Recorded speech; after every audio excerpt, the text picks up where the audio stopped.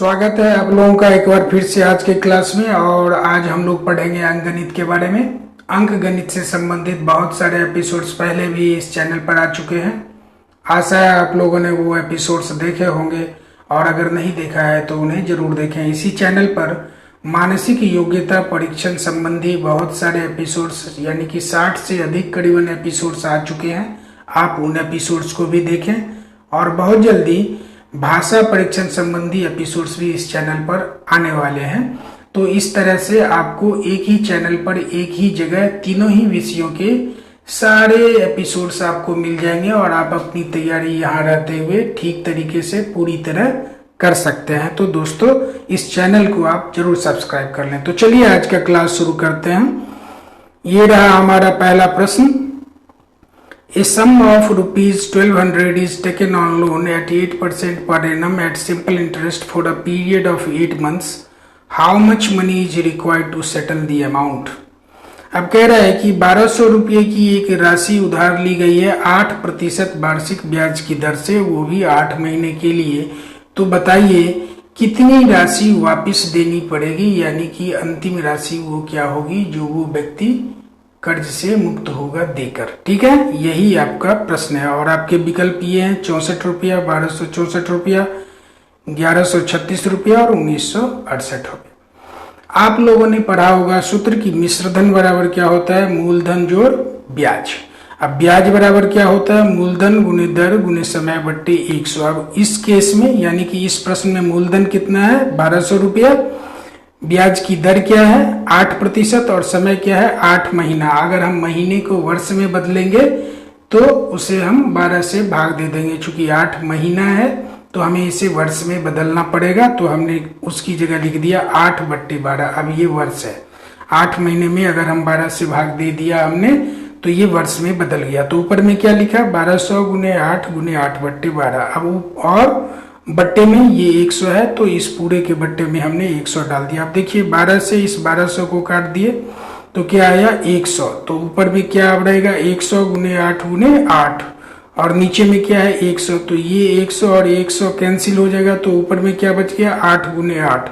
अब 8 गुने 8 बराबर कितना होता है 64। आप देख रहे हैं, अब 64 रुपया आपने क्या निकाला है इंटरेस्ट, जबकि हमें 1200 रुपया हमने उससे उधार लिया था, 64 रुपया उसका ब्याज बना।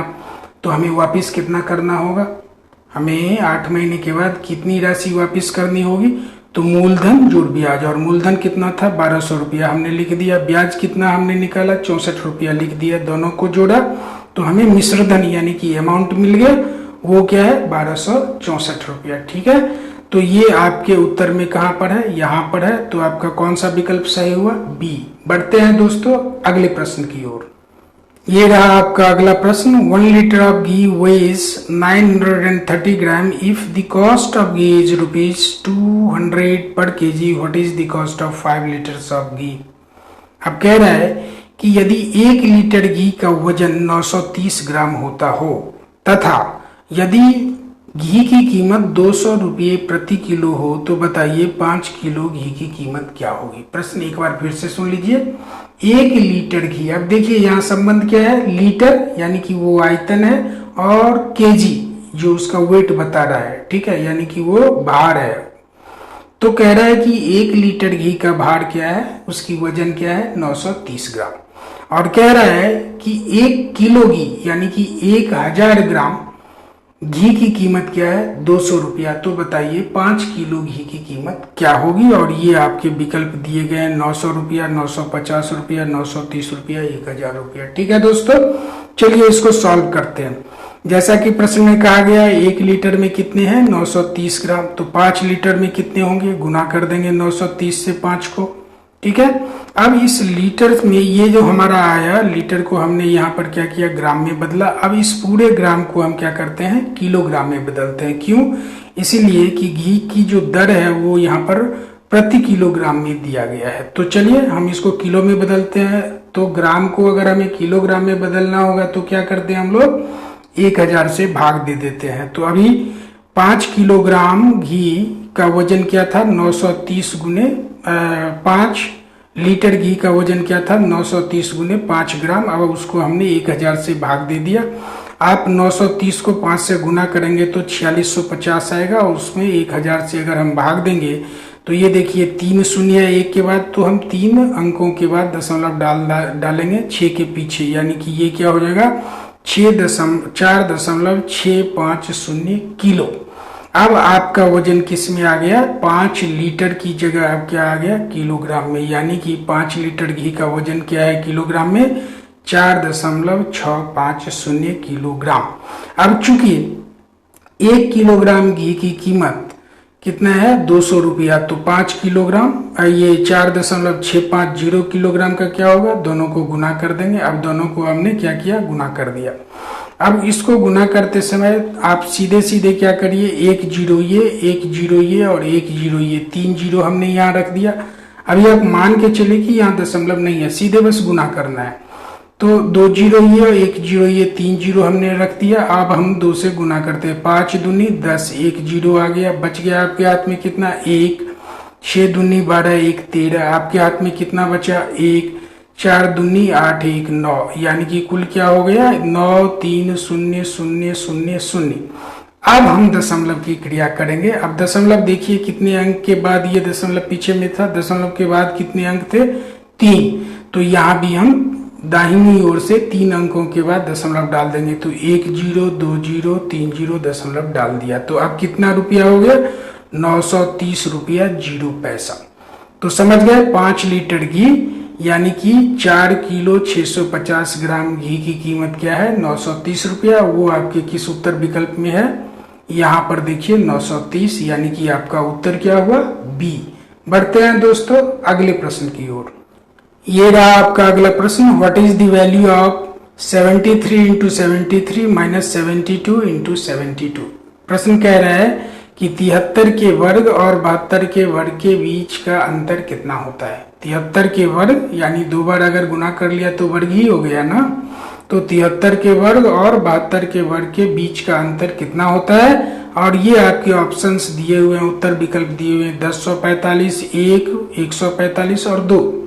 ठीक है दोस्तों, अब चलिए इसको सॉल्व करते हैं। एक चीज मैं आपको बताना चाहता हूं, वैसे तो इसमें फॉर्मूला हम लगा सकते हैं, तो आप लोग अभी जिस स्तर या जिस क्लास में पढ़ाई कर रहे हैं वहां पर मैं फार्मूले के उपयोग को अवॉइड करता हूं, नहीं करना चाहता हूं, तो इसलिए बता दे रहा हूं आप लोगों को कि जब भी 2 क्रमागत संख्या का मतलब 5 और 6, 4 और 5, 2 और 3, यानी कि तुरंत बाद वाली संख्या, तो इसमें जब बड़ी संख्या के वर्ग में से छोटी संख्या के वर्ग को घटाने के लिए कहा जाए तो आपका परिणाम क्या होगा बता दूं, दोनों संख्याओं का योग, यानी कि बड़ी संख्या को छोटी संख्या से जोड़ लो, जो आएगा वही इन दोनों के वर्ग का अंतर होगा। तो लेकिन यहाँ पर मैं एक फॉर्मूला आपको, तो ये मैंने बता दिया, लेकिन एक फार्मूला जो बीजगणितीय है वो मैं बता देता हूं। ये देखिए, अगर 73a और 72b हो तो ये हो जाएगा a गुने ए घटे b गुने बी, यानी कि a स्क्वायर घटे b स्क्वायर। अब इसका एक मान होता है a square minus b square बराबर a plus b into a minus b. अब a प्लस बी का मतलब क्या हुआ, a आपने किसको माना 73 को, b किसको माना 72 को, तो हमने लिख दिया 73 जोड़ 72। अब फिर गुने में क्या करना है, a माइनस बी, यानी a माना 73 को, b माना 72 को, तो 73 माइनस 72।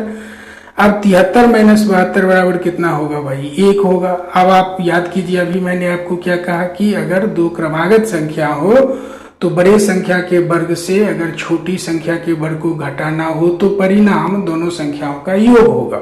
अब देखिए यहाँ पर वैसे भी क्या हो गया, ये अब ये 1 से गुना करेंगे तो इतना ही रहेगा ना, ये अभी जितना ब्रैकेट के अंदर है, और ब्रैकेट के अंदर क्या है दोनों संख्याओं का योग, ये देखिए a जोड़ b है ना। तो आप सूत्र के द्वारा करें या जो अभी मैंने बताया बात एक ही है। तो इसका मान क्या हुआ 73 जोड़ 72 गुने 1। अब 73 और 72 को जोड़ेंगे तो 145, 1 से गुना करेंगे तो उतना ही रह जाएगा, तो आपका उत्तर क्या होगा 145। अब ये आपके उत्तर विकल्प में कहां पर है, यहाँ पर है, ठीक है। तो आपका उत्तर क्या हुआ बी। ठीक है दोस्तों, समझ रहे हैं। अगर समझने में कोई दिक्कत आ रही हो तो आप कमेंट सेक्शन में हमें बताएं, मैं पूरी कोशिश करूंगा कि आपको समय से आपकी समस्या का समाधान दे सकूं। ठीक है, बढ़ते हैं अगले प्रश्न की ओर। ये रहा आपका अगला प्रश्न। The sugar prices have gone up from ₹20 पर kg to ₹23 पर kg. What percent increase has taken place? अब कह रहा है प्रश्न में कि चीनी की कीमत 20 रुपये प्रति किलो से बढ़कर 23 रुपये प्रति किलो हो गई है। तो बताइए इस कीमत में कितने प्रतिशत की वृद्धि हुई है? फिर से सुनिए, चीनी की कीमत 20 रुपये प्रति किलो से बढ़ के कितनी हो गई है? 23 रुपये प्रति किलो।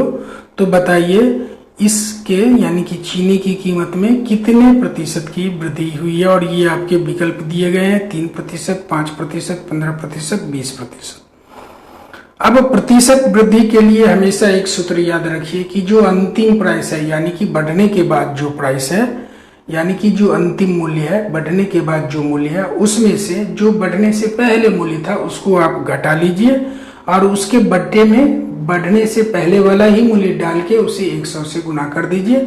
उसके बाद उसका हल कर लीजिए, जो आएगा वही आपका उत्तर होगा, प्रतिशत वृद्धि वही होगी। ठीक है, यहाँ भी मैंने वही किया, अंतिम मूल्य और जो पहले का मूल्य था तो घटा लिया, अंतिम मूल्य घटे पहले का मूल्य बट्टा पहले का मूल्य गुने 100, यानी कि last price minus previous price divided by previous price into 100। ठीक है, यही है क्या? परसेंटेज इंक्रीज यानी कि प्रतिशत वृद्धि।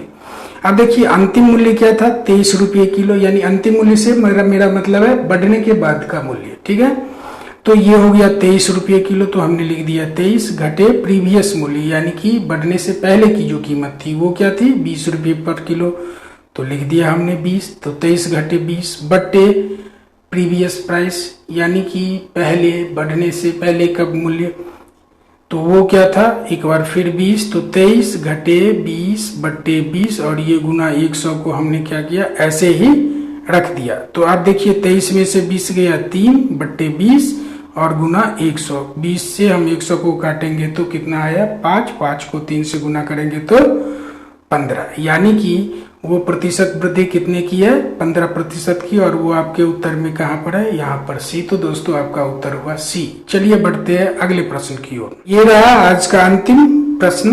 The bar graph shown below represents the expenditure of a family. What is the total expenditure of the family? अब ये एक ग्राफ दिया गया है जिसमें एक परिवार के कुल खर्चे को बताया गया है, जिसमें ये देखिए अन्य खर्चे हैं, ट्रैवल पर खर्चा है, कपड़े पर खर्चा है, भोजन पर है, रेंट पर है, ये सब खर्चा को दिखाया गया है।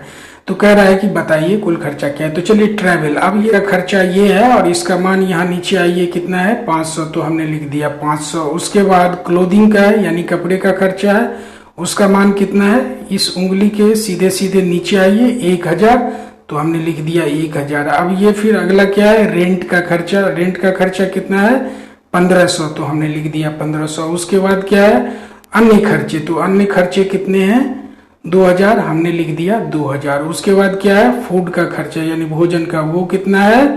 2500, तो हमने लिख दिया 2500। इस सब को आप जोड़िए, 0 का 0, 0 का 0, 5 दिया 15, लिख दिया हाथ में 1, आपके बच गया 1, 1 2, 1 3, 2 5, 2 7, यानी कि कुल खर्चा कितना है? 7500। वो आपके उत्तर में कहाँ पर है? यहाँ पर बी में। तो आपका उत्तर कौन सा हुआ? बी। तो दोस्तों आज के क्लास में इतना ही। आशा है आप लोगों ने कुछ सीखा होगा। अगर आपको लगता है आप कुछ सीख और समझ रहे हैं तो चैनल को जरूर सब्सक्राइब करें। साथ साथ पढ़ने के लिए आप लोगों का बहुत बहुत धन्यवाद। मिलते हैं आप लोगों से अगले क्लास में।